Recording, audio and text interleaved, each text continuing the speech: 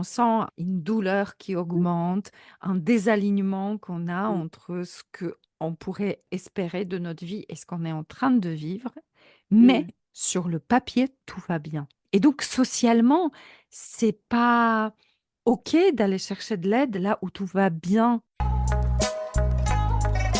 Que la situation, on doit l'accepter parce que, ma mère a supporté, donc moi je devrais aussi supporter, sinon c'est moi qui ai le problème.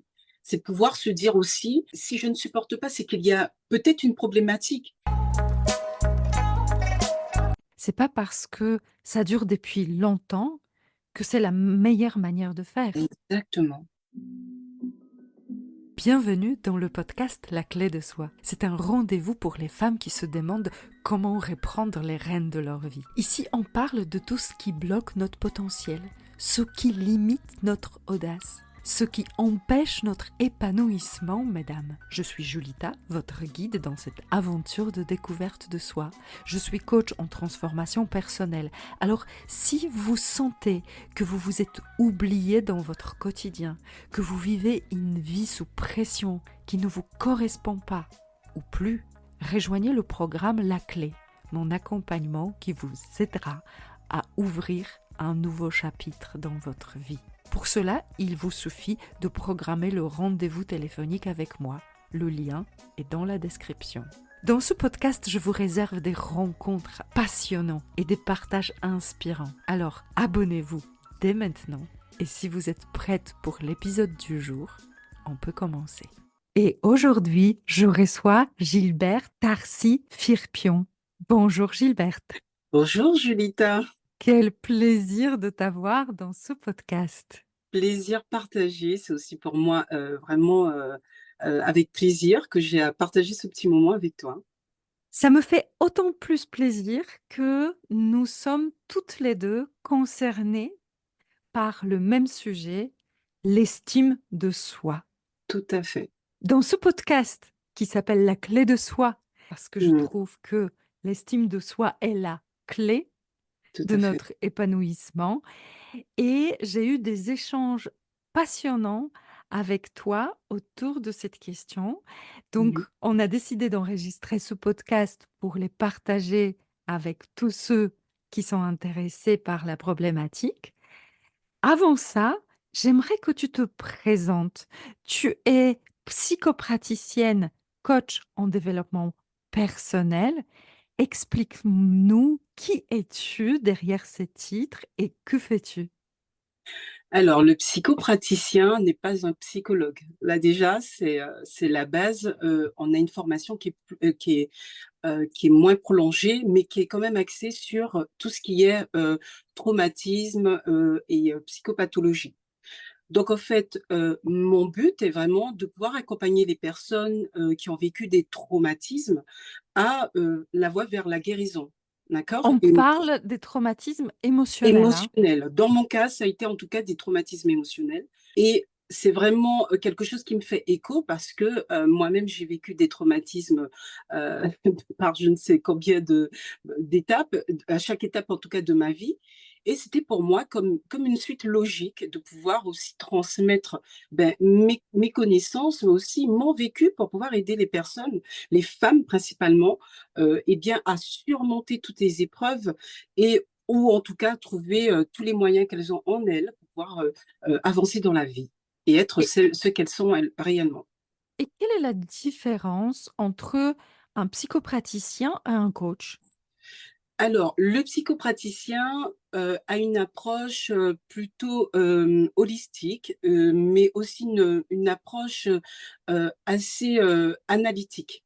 D'accord? Donc, sur l'écoute, la verbalisation, c'est un peu comme la psychanalyse. Donc, on laisse verbaliser pour mettre le doigt sur les problématiques. D'accord?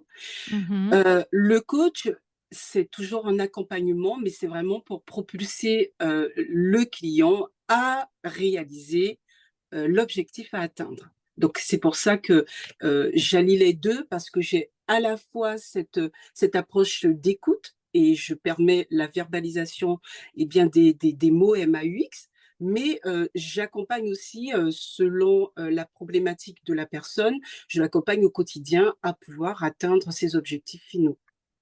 Est-ce que tu as une problématique de prédilection que tu traites ou c'est vraiment, des traumatismes très divers?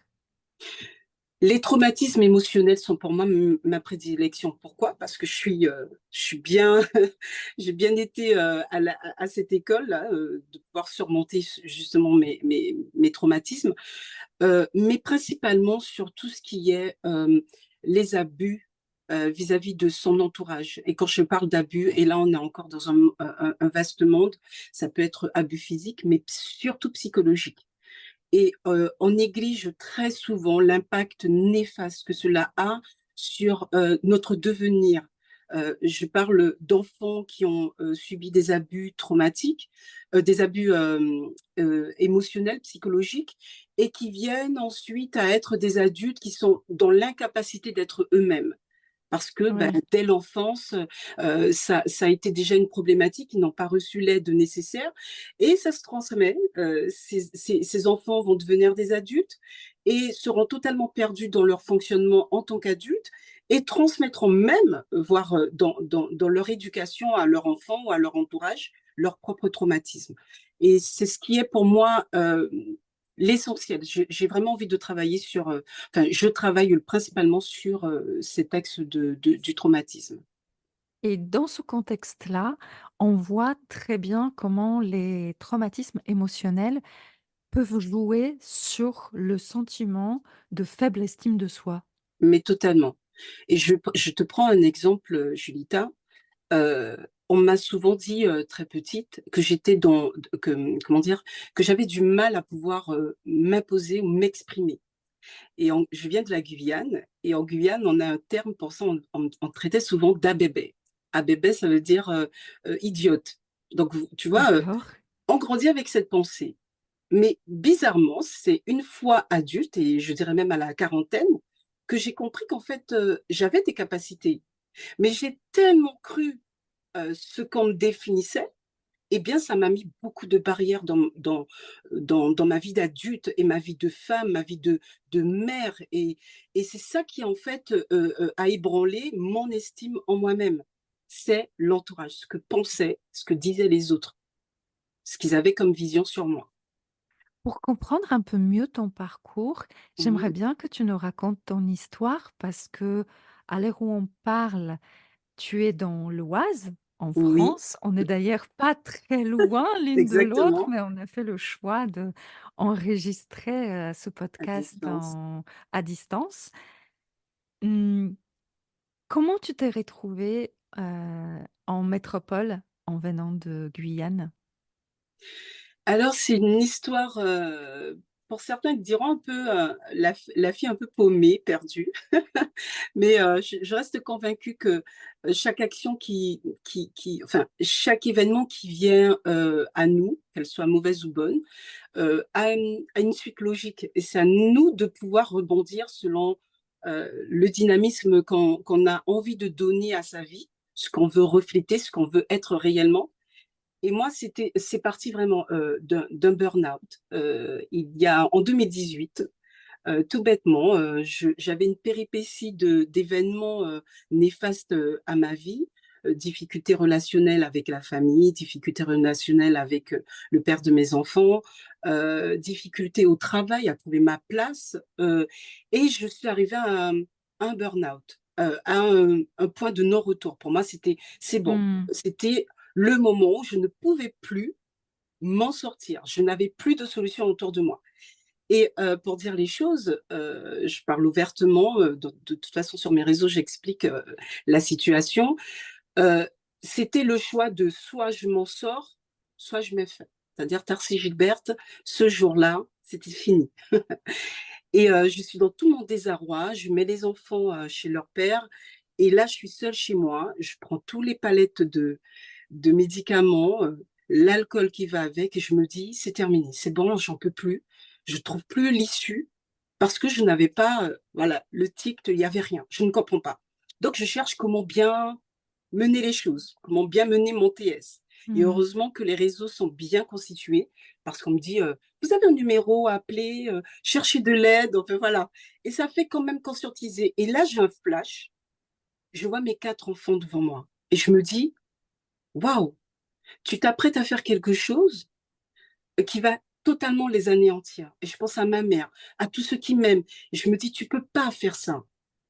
Il faut Ouais. que tu te battes et tu ne peux pas les infliger un traumatisme aussi profond. Ça va les détruire». Et là, je pleure toutes les larmes de mon corps. Je sais pas, ça a duré peut-être bien, 2 heures où je pleure, mais je pleure, j'arrête, je recommence. Et là, je me dis: «Je pense que là, il est arrivé un moment pour toi de trouver une autre solution, mais radicale. Il faut que tu t'en sortes. Et là, tu as besoin d'un professionnel. Tu as besoin de quelqu'un». Je connaissais déjà dans mon entourage. Et là, je prends l'initiative de me faire guérir. Ça a duré 4 ans, Mmh. mais c'était 4 ans de pleurs, de rires, de prise de conscience, de rectification de ma vision de moi-même, parce que c'était ça en fait la problématique. J'avais Ouais. aucune estime de moi-même et encore moins de l'amour pour moi. Donc c'était tout à fait logique que j'arrive au fait, de me faire du mal à moi et de faire du mal Ouais. inconsciemment aux autres. Et le manque d'estime de soi-même, est tellement fort qu'on n'arrive plus à être en phase avec, la projection de l'avenir. On a, cette valorisation de soi, ce bien-être constant à chercher. Ben voilà, ça ne va pas, mais on va aller, au-delà de ce qui ne va pas. Et là, je lors de toutes ces séances avec le psychologue et le psychiatre, eh bien, je tombe amoureuse de la psychologie. Et Ouais. là, je claque, mais vraiment littéralement tombée amoureuse. Je claque tout, reconversion professionnelle. Je poursuis, mes études de psychopraticienne, en métropole. Je trouve l'amour en métropole et voilà, j'en ai fait ma passion parce que, c'est quelque chose qui m'anime jusqu'à ce que je comprenne, voilà, ce que tu n'arrivais pas à définir, aujourd'hui tu l'as. De un, tu es le pilier et le train, le booster en fait de tes enfants. Ils ont besoin Mmh. de toi, déjà d'une part, et toi tu as besoin d'eux. Parce que Bien c'est sûr. leur amour qui me permet de me relever, de me dire: «Ça va aller» ou voilà, d'apprécier la vie. De 2, je me suis dit: «Mais c'est ça en fait ta mission. Tu sais par où passer». Aujourd'hui, il n'est pas question de d'ôter la vie ou de baisser les bras. Aujourd'hui, c'est une envie perpétuelle d'apprécier la vie, d'apprécier ce qu'il y a autour de moi. Et ça, oui, comme, tu le disais à l'un de tes podcasts, c'est vraiment, de sorte d'être accompagnée pour voir guérir profondément. J'aurais fait, toute seule, j'aurais peut-être réussi, à ma manière, mais il m'a fallu à ce moment reconnaître que j'avais besoin d'une personne pour m'épauler, d'une Mmh. personne pour comprendre, pour m'aider à me sortir de ce gouffre. Quelle histoire! Oui, Je ne la connaissais pas, pour hein, vous dire, ce passage, mmh, poignant de ta vie. Merci de l'avoir partagé. c'est un plaisir. Je vois 3 choses que j'aimerais relever dans ce que tu viens de dire. C'est que, souvent, ce faible estime de soi qui se construit petit à petit par des choses très banales. Tu Mmh mh. citais ce mot qui revenait et qui Mmh mh. signifiait, idiote. Mmh. On a souvent des étiquettes qui Mmh. sont assez, insultantes au fond, mais Mmh. banalisées, Tout à et fait, sur lesquelles on construit notre identité, tout à fait, qui au final se configure en un manque d'estime de soi assez criant. tout à Et fait. tu as un exemple vivant, j'ai envie de dire, heureusement, de où ça peut mener, Ça jusqu'au drame, tout à ultime. 2e chose, c'est que quand tu parlais de cette soirée où tu as pleuré, pleuré, pleuré, moi j'avais l'image de quelqu'un qui s'est efforcé à anesthésier ses émotions, ah oui. à Oh, couper tout le lien avec soi-même, exactement. En plus, c'est de coutume, hein, il faut taire ses émotions. En Guyane, très souvent, les femmes sont le pilier, ce qu'on appelle le potomitan du Ouais. foyer. Voilà, c'est très. Donc, il faut taire ses émotions. Il faut supporter. De toute façon, tu es une femme, tu dois supporter, tu dois pouvoir tenir. Faut pas pleurer comme un bébé. Faut pas trop exprimer. Faut pas du tout exprimer ses émotions. Voilà, Ouais. c'est Ouais. basé sur ça. Tu me fais penser, j'ai fait un épisode avec Oli, qui est, qui est originaire de Madagascar. Et Mmh. on a un épisode exceptionnel sur son combat pour l'égalité et le rétablissement d'estime de soi Mmh. euh, pour des femmes qui vivent à Madagascar, pour des mamans solo à Madagascar. Exactement. Mais c'est C'est exact. c'est juste la parenthèse parce que on va rester dans notre histoire, dans Mmh. ton histoire à toi. Et Mais qui se donc, rapproche certainement d'elle, hein. oui, elle m'a fait écho. Donc, si Mmh. vous êtes intéressé par ce parcours des femmes et ce combat pour des lois et les coutumes, pour Mmh. changement de C'est ça. coutumes dans certaines cultures, Mmh. vous pouvez aller écouter l'épisode avec Oli. On était à la soirée où tu pleurais toutes les Mmh. larmes de ton corps Mmh. et c'est comme si tu te reconnectais grâce à ces pleurs Mmh. à ton véritable toi, à tes émotions. À une reconnaissance de cette faiblesse. Ouais. Est-ce que tu t'es rendu compte ce soir-là? Alors, je me suis rendu compte en tout cas que là, celle qui, aux yeux des autres, était toujours souriante, toujours forte, c'est ce qu'on me disait, puisque j'étais maman solo aussi, tu vois, Mhm. le contexte d'une maman solo, il y a ça aussi, tu sais, la Ouais, transmission de génération en génération. C'était, de me rendre compte, ben, que là, j'avais pas la solution. ouais. Tu vois? Je ne pense pas que c'était tout de suite. Il a vraiment fallu, des séances et des séances pour que je comprenne hem, que là, il y avait quelque chose qui n'allait pas. Mais en tout cas, sur le moment, oui, c'est passé certainement quelque chose de très profond ou le lâcher prise, mais qui m'a fait du bien, en fait, hein. Puisque, Mhm. le fait d'avoir pleuré, d'avoir libéré, cette émotion contenue depuis des années, m'a permis, en fait, de m'apaiser Mhm. sur l'instant.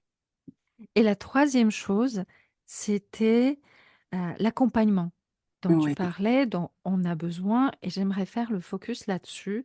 Pourquoi souvent on a besoin de l'accompagnement? Et tu le dis qu'on peut potentiellement se débrouiller tout seul. oui. Sauf que souvent, quand on essaye de rattraper les choses par soi-même, on va rester sur la surface. Mmh mh. Or, quand on arrive à ce point de non-retour, à ce non de crise, on a besoin de quasiment détruire et refonder notre base, nos Mmh. fondations. Tout On à a fait. besoin de remettre en question nos croyances les plus profondes Exactement. pour les remplacer par des croyances beaucoup plus valorisantes. Tout à fait. Et ça, souvent, on a du mal à faire tout seul parce que on a baigné dans un environnement qui nous a fait fonder ces bases-là. Des croyances limitantes, des croyances fausses. Tout à fait. Et comment trouver le contraire quand on est tout seul au fond d'un D'un gouffre, puits, d'un gouffre, comme tu dis. tout à fait. C'est quasi impossible et les gens ont du mal à le comprendre. Donc qu'est-ce qu'ils vont faire? Ils vont pallier à des, j'ai envie de dire des pansements. En fait, je définis comme ça, en fait. Quand les gens me disent, «Mais, les psychologues, c'est des charlatans, les thérapeutes, c'est fou, n'importe quoi, tu peux t'en sortir par Ouais, toi-même». Je dis: «OK, il y a pas de souci». Donc en fait, tu as une blessure béante, OK? ouais, Elle est même purulente. Il y a du pus qui sort de partout et toi, tu me dis, tu prends un pansement, un joli pansement, hein, donc ouais. l'équivalent de l'alcool ou de la cigarette ou je ne sais de quoi, de la nourriture ou autre, et tu mets ce joli pansement sur la blessure. Je dis, c'est beau, hein, parce que en apparence, tu as caché la plaie. Mais je dis, mais à l'intérieur, qu'est-ce qui se passe? Ça continue et ça va pourrir. Tu auras beau Ouais, faire ce que tu veux. Et tu peux ne pas avoir ce courage d'aller dans cette blessure, parce que ça fait mal en fait, bien d'aller sûr. toi-même penser. Donc, qu'est-ce que tu vas faire? Il ne te viendra jamais à l'esprit d'aller mettre juste encore un pansement ou de mettre un bandage sans soigner profondément la blessure. C'est exactement la même chose. Les gens ont du mal à percevoir le mal-être mental comme une maladie.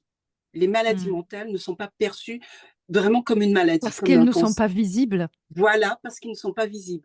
Et donc, du coup, ils ont du mal à se dire, mais tout comme je ne vais pas bien là, tout comme je ne vais pas bien, je veux dire, dans une blessure, je ne vais pas bien là, je vais voir un professionnel.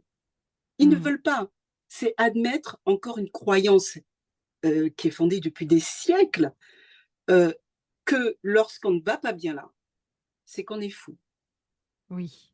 Et j'ai envie de dire, même si on est fou, il faut aller se faire soigner. Dans tous les cas, on ne peut pas rester comme ça sans rien faire.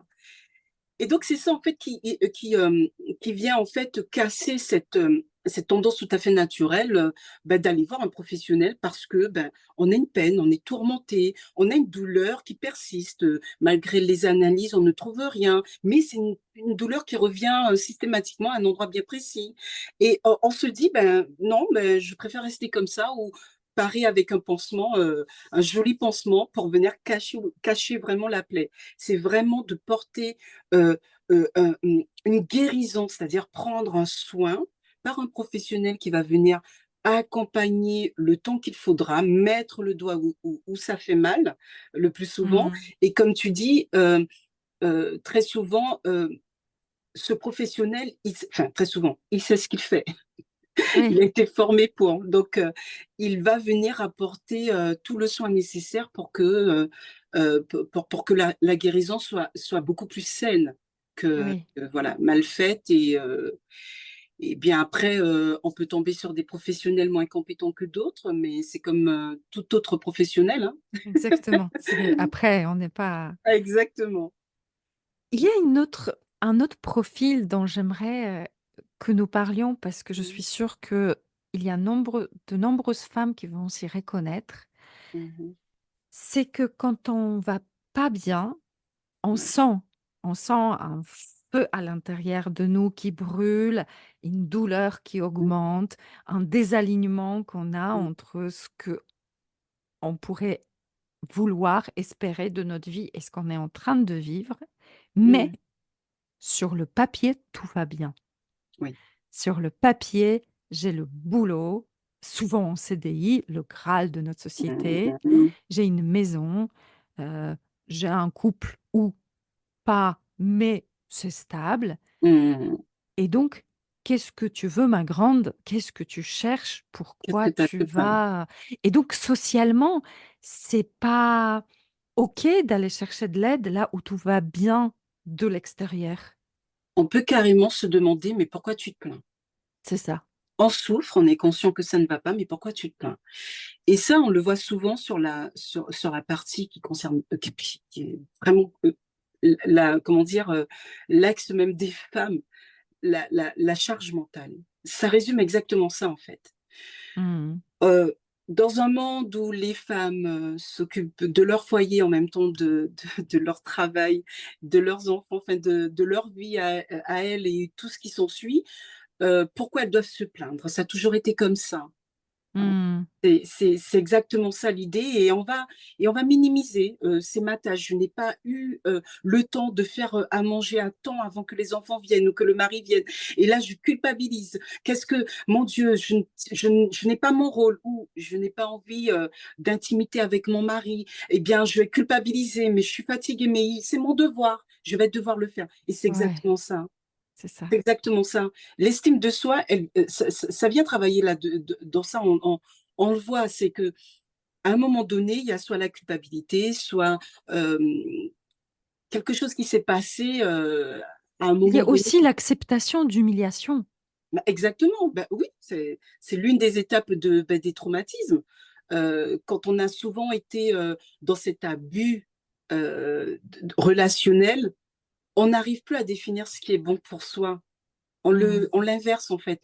On sait, comme tu disais, hein, ce moment clé, je ne suis pas à l'aise avec, je me sens pas bien ou j'ai pas aimé, j'aime pas cette action, je suis fatiguée, mais on va aller au-delà de nos capacités, bah, parce qu'on a toujours été habitué à ça. On Mmh. sait comment faire, Ouais, tu vois? et comme on fonctionne, nous les humains, énormément par le mimétisme, Exactement. nous, les femmes de 40 ans et plus, nous étions élevées par des mamans, souvent dans le sacrifice. C'est ça, exactement ça. Je te donne, un exemple, j'ai lu, un document, rapidement, où une fille expliquait à sa mère qu'elle était vraiment blessée le jour où elle lui a dit: «J'ai un enfant, mais je suis à bout, j'arrive pas, je suis fatiguée, j'arrive pas à m'en sortir», et la mère qui lui dit: «Mais je comprends pas, tu as qu'1 enfant. Moi, j'en ai eu 3. De quoi tu te plains?» Ouais, Et en fait, elles ont lu après, parce qu'elles ont quand même, une bonne communication. C'est après que la mère, elle dit: «C'est vrai que nous, on a grandi dans une époque où, faire plusieurs choses à la fois, c'était normal. Mais c'est vrai qu'on avait la même fatigue. ouais, Sauf qu'on n'avait pas trop à dire. ouais. Aujourd'hui, on fait attention, à la charge mentale, on fait attention au burn-out, on fait attention à tout débordement. Pourquoi? Parce qu'on connaît les conséquences derrière ça. Mmh. Et souvent, ces femmes justement de la génération d'avant et bien avant, et bien ces femmes-là, à un moment donné, elles avaient eu un débordement de quelque chose, mais elles ont canalisé, Ouais. elles ont fait, abstraction. Je dis souvent, c'est pas parce que ça dure depuis longtemps que c'est la meilleure manière de faire. Exactement. Alors, tu as devant toi une fan de cette pensée-là. J'ai horreur d'entendre les gens dire, «Même si ça ne va pas dans le couple, même si ça ne va pas, il faut que tu tiennes». Non, si ça ne va pas, il faut poser le doigt là-dessus. C'est ça, en fait. C'est pas, tourner, enfin, s'auto, convaincre que la situation, on doit l'accepter parce que, ben, on manque de patience, parce que, ma mère a supporté, donc moi je devrais aussi supporter, sinon c'est moi qui ai le problème. C'est pouvoir se dire aussi, «Mais oui, mais si je ne supporte pas, c'est qu'il y a peut-être une problématique. Il faut que je me penche là-dessus». Après cet échange où nous avons bien, heu, donné le panel des situations qui Mmh. peuvent nous, alerter sur le faible estime de soi, Mmh. est-ce que tu as, une définition d'estime de soi, ou en tout cas, qu'est-ce qui pour toi est le pilier d'estime de soi?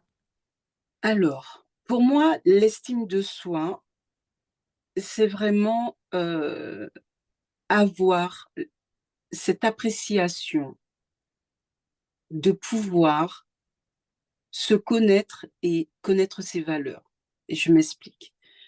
Hem, Quand on a une estime de soi, stable, on sait reconnaître ce qui nous convient ou pas, mais on Mmh. sait aussi surtout s'aimer. Tu vois, je t'en ai parlé, pour moi, c'est vraiment la base de tout, l'amour de soi.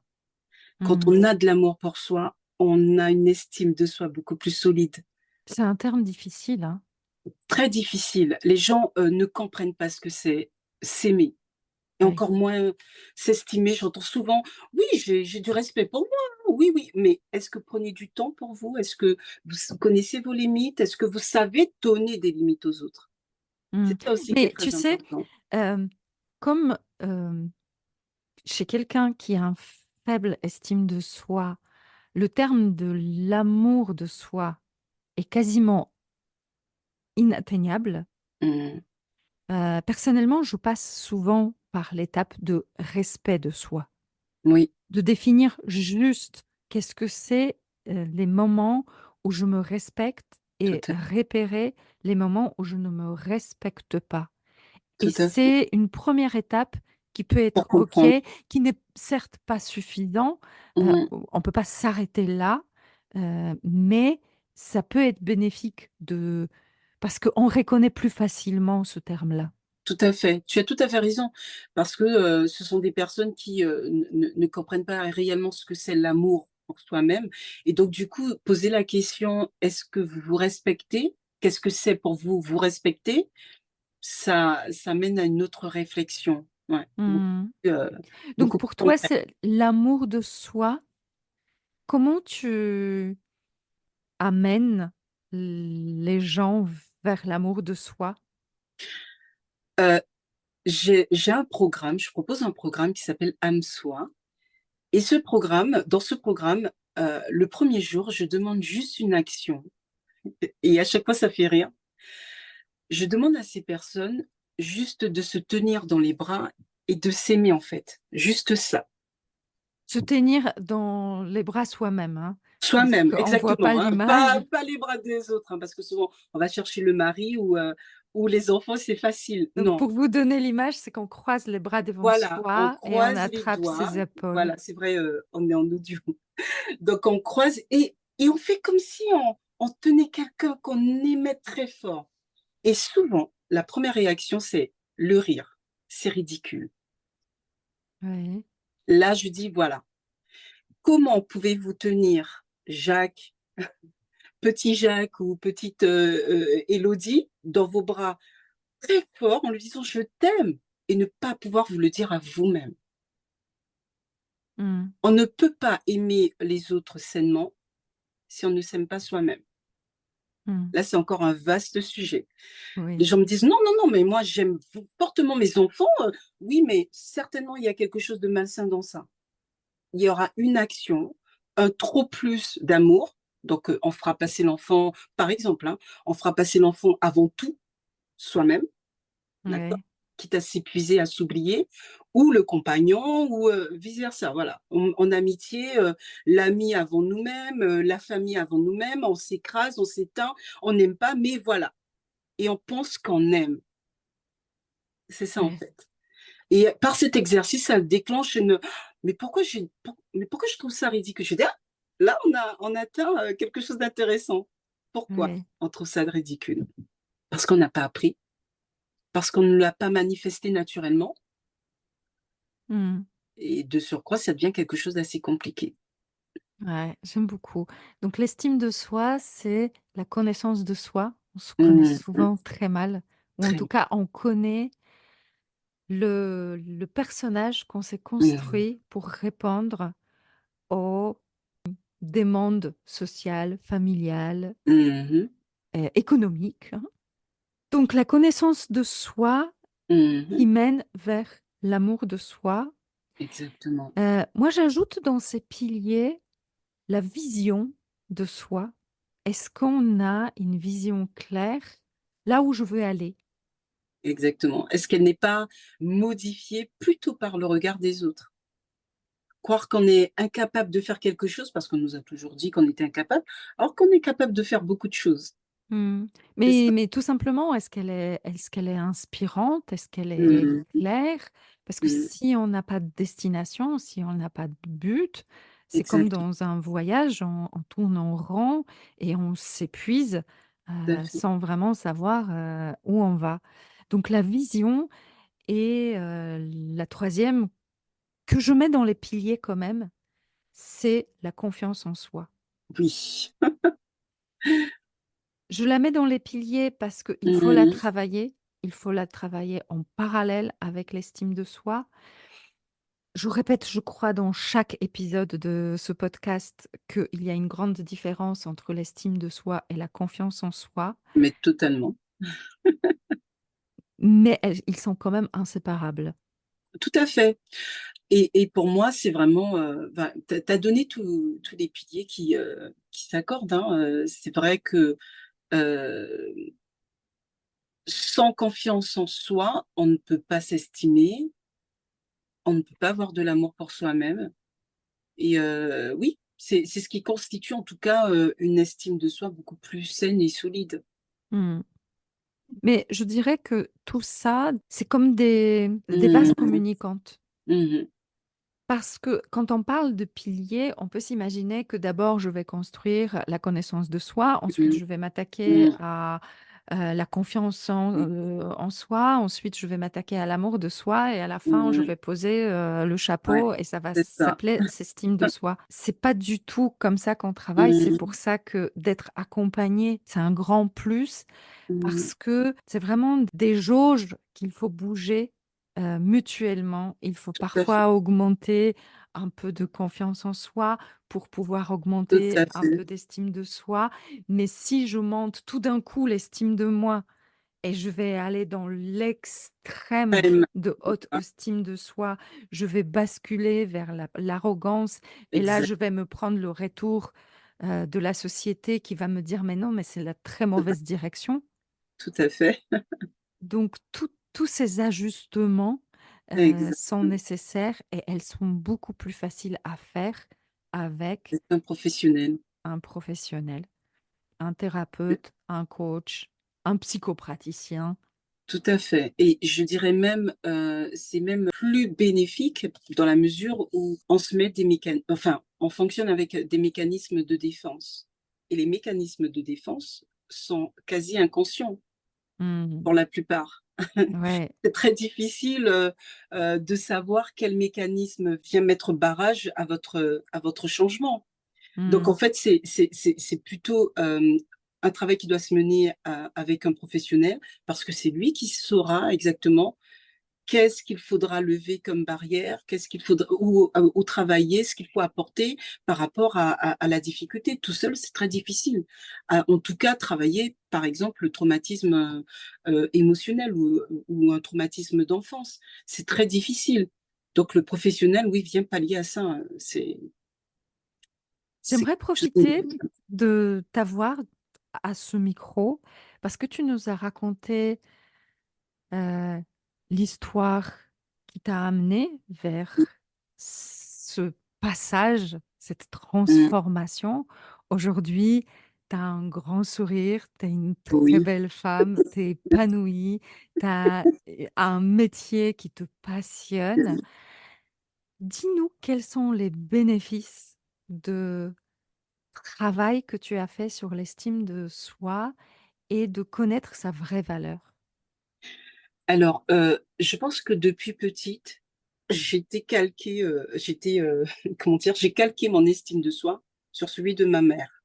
C'était mon modèle. Mon père est mort, j'étais très jeune et donc j'ai grandi comme ça, jusqu'à mes 30 ans, sans Mmh. savoir exactement qui j'étais.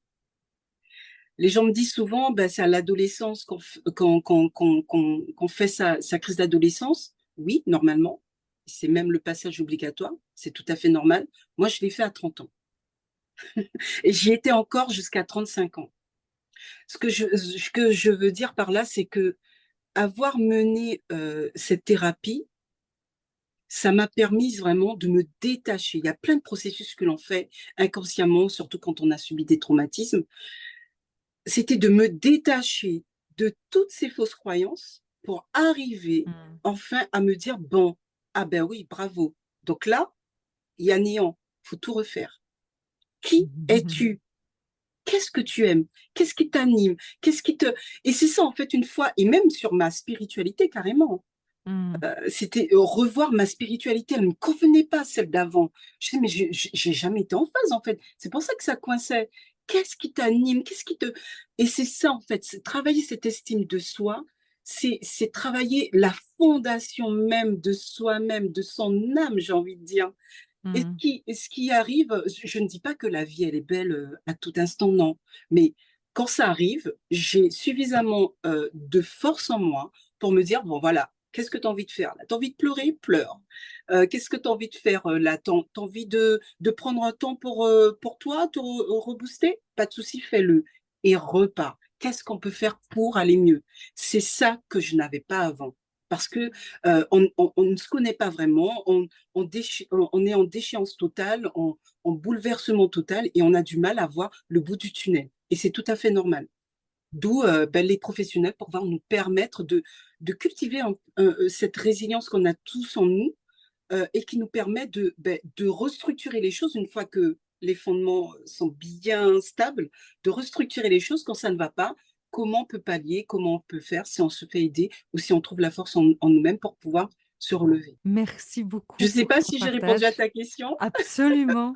C'est Je- tellement inspirant parce Mm. qu'on voit le chemin Oui, et on voit les résultats. Et ce que j'aime beaucoup, c'est quand tu dis, ça ne garantit pas la vie joyeuse à tout instant. mais non, c'est ça, il ne faut pas se leurrer. Enfin, s'il y a un professionnel qui vous dit une fois que vous avez vu un thérapeute, vous êtes heureux à vie, ça Tu c'est un y es. charlatan. Fuyez. Avoir une bonne estime de soi, ça nous évite pas les tempêtes, mais ça nous Mhm. apprend à les traverser. C'est ça. Et c'est ça la vie. Mmh. J'ai horreur quand les gens disent mais la vie elle est difficile et tu dois faire avec. Alors c'est une manière, c'est de la fausse positivité, c'est une manière de dire ben tu dois te relever, c'est le même message, hein, mais non, c'est que on a en nous toutes les possibilités de pouvoir surmonter les épreuves. Et la vie en elle-même, elle n'est pas difficile. C'est des conséquences tout à fait naturelles et selon comment on est construit on l'aperçoit difficile ou pas. C'est ça. C'est à nous de savoir. Je dis souvent à mes enfants, quand ils, surtout le plus jeune, quand il perd pied, je dis c'est toi qui décides si tu veux faire quelque chose, une fixation sur cet élément, cet événement, ou si tu te dis, bon, ok, bon, là, ça m'a énervé, qu'est-ce que je fais pour avancer? Tu es libre de pouvoir décider. Sur ce point, en tout cas, on est libre de pouvoir décider si on continue à se morfondre, à se battre contre quelque chose ou si on évolue. Et très Ouais. souvent, si J'ai on la n'arrive pas, ch on se fait aider. j'ai la chance cette année de donner des ateliers de développement personnel dans le collège et je Ah, travaille c'est avec bien. des troisièmes. Et c'est merveilleux parce Ouais, que je passe ce message-là. J'y pense ouais. parce que voilà, souvent je me dis que si ils ont une chose à retenir de cette année, c'est cet message, c'est que c'est eux qui décident, Mm, qu'est-ce qu'ils font avec les événements qui leur arrivent, avec les mm, pensées qu'ils se construisent dans leur tête, lesquelles ils retiennent, lesquelles ils décident d'abandonner et c'est eux qui décident de coller mm. les étiquettes que les Et autres leur proposent. tout Et à la fait. semaine dernière, j'ai fait un exercice où les copains devaient écrire, une qualité de l'autre, parce que c'est plus facile à travailler avec des ados, sur les qualités Mm, et de lui offrir l'étiquette, mais c'est à la personne de décider est-ce qu'il a envie de se coller ouais, cette étiquette ou est-ce qu'elle la déchire et elle la met à la poubelle. tout Donc on à l'a fait. fait sur les qualités, mais si on fait Mm, ça avec les défauts, ça parle encore plus encore plus. et donc oui, ça me parle beaucoup, l'histoire Mm, de ton fils. mm. Gilberte, je te remercie de tout mon cœur C'est- de Moi aussi, raconter ton histoire, si c'est plaisir. sincèrement Mm, à te montrer, vulnérable mm. avec toute la force qui est la tienne. C'est vraiment magique comme moment. Est-ce que tu aurais le mot de la fin? J'aurais à dire à toutes les femmes qui ont vécu des épreuves difficiles dans le passé et qui s'imaginent ne pas s'en sortir. Il faut apprendre une chose, c'est que dans la vie, chaque événement qui se présente à vous est un moyen pour vous de grandir. C'est difficile à l'entendre, hein. Et souvent, quand ma mère me disait ça, je disais, mais qu'est-ce qu'elle me raconte? Mais en fait, oui, toutes les difficultés qui viennent, c'est une manière pour vous de savoir comment réajuster les choses. Et vous avez le droit, mesdames, de faire des erreurs. Vous avez le droit de vous tromper. Vous avez le droit de dire, c'est trop pour moi, je ne peux pas à cet instant, je vais le faire après. Vous avez le droit à l'erreur. Et c'est là toute la difficulté pour la plupart des femmes. Avoir été conditionnées pendant des générations à une pensée que l'on est au-dessus de tout forte, mais minimisée pour certaines choses, d'accord, en une représentation de faiblesse, on est forte, on est capable. Et aujourd'hui, on peut se libérer de toutes ces pressions qui sont futiles, en fait. Donc, c'est de toujours garder à l'esprit que, quelles que soient les épreuves qui viennent se présenter à nous, qu'on peut rebondir et qu'on peut s'accrocher la vie, il faut pouvoir la profiter pleinement parce qu'on en a une. Merci beaucoup. Un grand merci pour avoir écouté cet épisode de La Clé de Soi. Je vous invite à découvrir d'autres partages et d'autres personnalités dans les différents épisodes de ce podcast. Vous les trouverez bien évidemment sur votre plateforme d'écoute préférée. N'oubliez pas de liker, commenter, partager sans modération afin de faire résonner la voix de ces personnes inspirantes.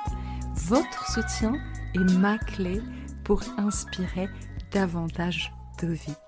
Grand merci à vous.